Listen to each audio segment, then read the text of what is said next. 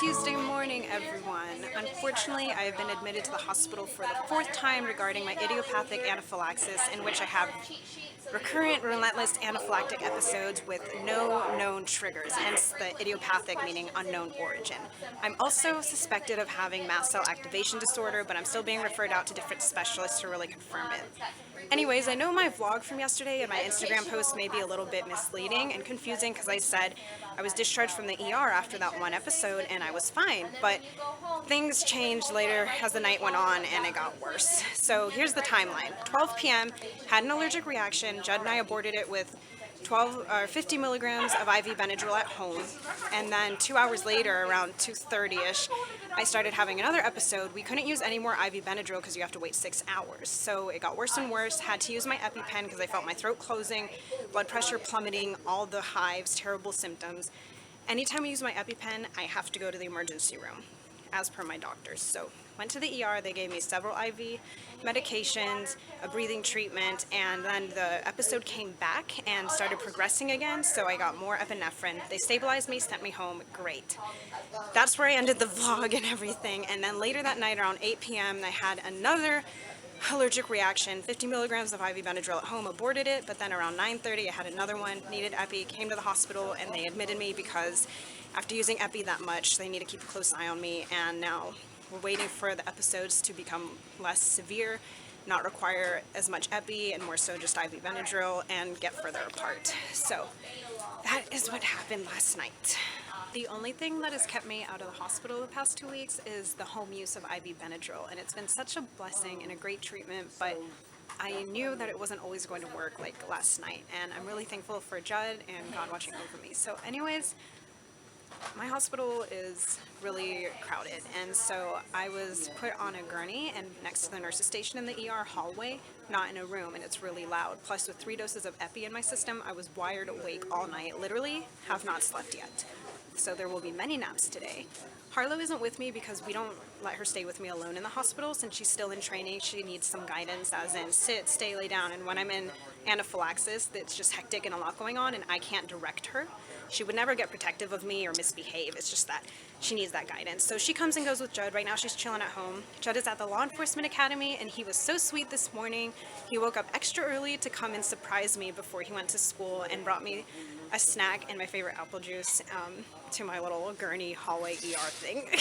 So that really brightened my day. And now they moved me from the ER hallway up into a temporary holding bay, and I will be moved to my more permanent room later today. So fingers crossed I don't have to stay so long. I'm thinking now that I have home use of IV Benadryl, I just have to wait till I don't need epinephrine so much, and then I can go home and not be here so long, because before my hospital stays would be like a week long because I was reliant on that IV Benadryl, but now we got it at home. So fingers crossed. Breakfast is here, and I am back to having my favorite meal in the hospital. Pancakes, bacon, breakfast potatoes, and cereal. Yum. Second breathing treatment of the day. So the breathing treatment is a combination of a bronchodilator to open my airways, which is albuterol, and cromulin, which is a mast cell stabilizer to stabilize the mast cells that might be going crazy in my body. It's really helped, so I'm thankful that the medication is helping. And I'm also actively getting my infusion for my postural orthostatic tachycardia syndrome through my port, and basically that helps with my symptoms of dizziness, fainting, weakness, and all the debilitating things that come from my POTS. So I was taking a nap when I suddenly woke up coughing and had my hives in the usual spot, and I called the nurse, pressed the call nurse button because obviously I was having an allergic reaction, and while the nurses were getting the IV Benadryl prepared, because that's my protocol, 25 milligrams IV Benadryl, if it doesn't work, another dose of that. If that doesn't work, then we do Epi. But this reaction was very severe and it progressed very fast, and all of a sudden my throat closed, and it was terrible and terrifying. And the nurses only had IV Benadryl out because usually we have more time. Well, there was no Epi ready to go, and then I remembered I had a pen in my bag, which is right next to me here. So I grabbed the EpiPen and stabbed myself. Even though I'm not supposed to use my own medication in the hospital, I'm supposed to use the hospital's medication, nobody cared because it had gotten so bad they called rapid response on me, which are the people who intubate, put a tube down my throat when I can't breathe on my own, and it was really scary. There's a lot of doctors in here, and but they looked after me. It's a good medical team here.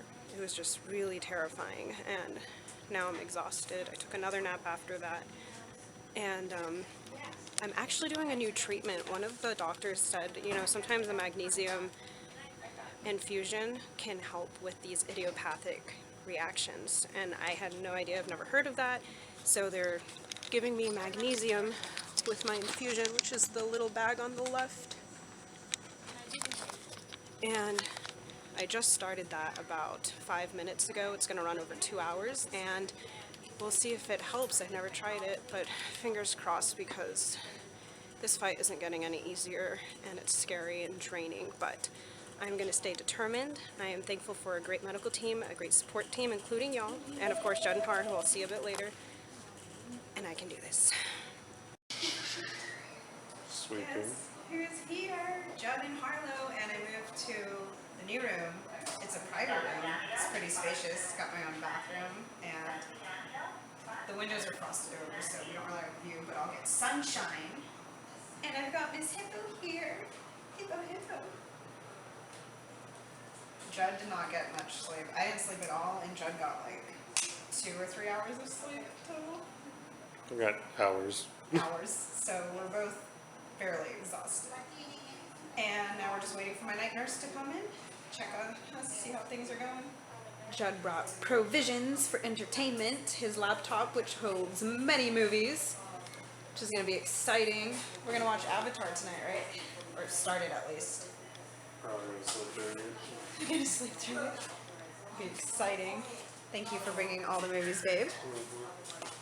So just going to finish the vlog here. I don't know why, but in the holding area I was, they made me wear their socks and their gowns, which I've never usually had to do. So tomorrow I'll be wearing my own clothes if I can get away with it, because it makes me feel more me and not like a patient.